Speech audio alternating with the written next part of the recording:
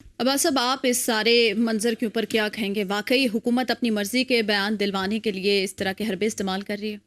دیکھیں، دو چیزیں. سب سے پہلے تو یہ ہے کہ شہباز گل کی طبیعت درست ہے یا نہیں ہے.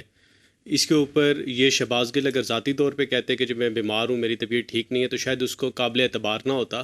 لیکن گزشتہ کل آپ دیکھیں کہ پمس کی ایک میڈیکل بورڈ بنا اور ڈاکٹر شجی جو ہیں ہیڈ آف ڈپارٹمنٹ ہیں میڈیسن کے، انہوں نے ان کی سربراہی میں ایک بورڈ بنا اور ان کی جو رپورٹ آپ دیکھیں اس میں واضح طور پر یہ لکھا ہوا ہے کہ ان کی طبیعت جو ہے وہ درست نہیں ہے، وہ ٹھیک نہیں ہے. اور بہت ساری چیزیں ایسی انہوں نے اس کے بعد اس کو کہا کہ مزید ہم ان کے بہت سارے جو ہے وہ ٹیسٹ وغیرہ ان کو ریکمینڈ کرتے ہیں وہ کروائیں تاکہ چیز واضح ہو سکے. اب مسئلہ کیا ہے؟ مسئلہ یہ ہے کہ 17 تاریخ کو جب 2 دن کا جسمانی ریمانڈ دیا گیا، اس کے بعد اڈیالہ سے جب ان کو لایا گیا تو ڈائریکٹ ہسپتال لے آئے. اب ہسپتال لانے کے بعد 2 دن وہاں رہے. آج ان کو دوبارہ ایڈیشنل سیشن جج کے سامنے جب پیش کیا گیا تو اس وقت پولیس نے یہ کہا کہ ہمیں مزید 8 دن کا ریمانڈ چاہیے. تو اس ٹائم جو جج صاحب تھے، جج ہیں ایڈیشنل سیشن جج راجہ فاروق علی خان، انہوں نے کہا آپ 8 دن کا ریمانڈ کیوں مانگ رہے ہیں؟ تو اب مسئلہ یہ ہے کہ 8 دن کا ریمانڈ، انہوں نے کہا ابھی تو 2 دن کا ریمانڈ شروع نہیں ہوا کیونکہ یہ تو 2 دن سے ہسپتال میں تھے.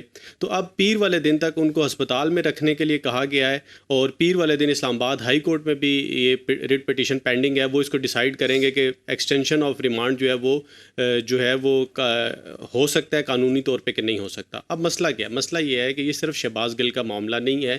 کیا عام آدمی کے معاملے میں بھی فزیکل ریمانڈ کا یہ مطلب قطعاً نہیں ہے کہ آپ کسی کے اوپر تشدد کریں. اس میں یہ ہے کہ آپ انٹیروگیشن کر سکتے ہیں، اور انٹیروگیشن کا یہ مطلب نہیں ہے کہ آپ جو ہے کسی کی باڈی کی سینسیٹیو پارٹ کو جو ہے وہ اس کے اوپر تشدد کریں اور اس کو نقصان پہنچائیں. اوور آل ہمارے پولیس کا جو نظام ہے اس کی ایک بنیادی وجہ یہ بھی ہے کہ ہمارے یہاں جو جوڈیشل پولیس ہے وہ الگ ہونی چاہیے اور جو آپ کی عام پولیس ہے وہ الگ ہونی چاہیے. اب مسئلہ یہ ہے کہ یہی گرفتار کرتے ہیں، یہی ایف آئی آر دیتے ہیں، اس کے بعد یہی انٹیروگیشن کرتے ہیں اور یہی اس میں مدعی ہوتے ہیں. تو یہ انصاف کے بنیادی تقاضوں کے بھی خلاف ہے. اور یہی عدالتوں میں جا کے اس کیس کو پرسو بھی پلیڈ بھی کرتے ہیں. اور ایک اور چیز بھی میں عرض کر دوں کہ یہ جو آپ کا سوال کا دوسرا حصہ ہے کہ کیا اس میں حکومت کوئی بیان دلوانا چاہتی ہے اپنی مرضی کا، تو قانون شہادت آرڈر جو ہے اس کے آرٹیکل 38 کے تحت یہ ہے کہ ایسا کوئی بھی بیان جو کنفیشن سٹیٹمنٹ جس کو آپ کہہ سکتے ہیں جو پولیس کے سامنے ڈیورنگ انٹیروگیشن دی جائے گی، تو اس کی کوئی قانونی حیثیت نہیں ہے.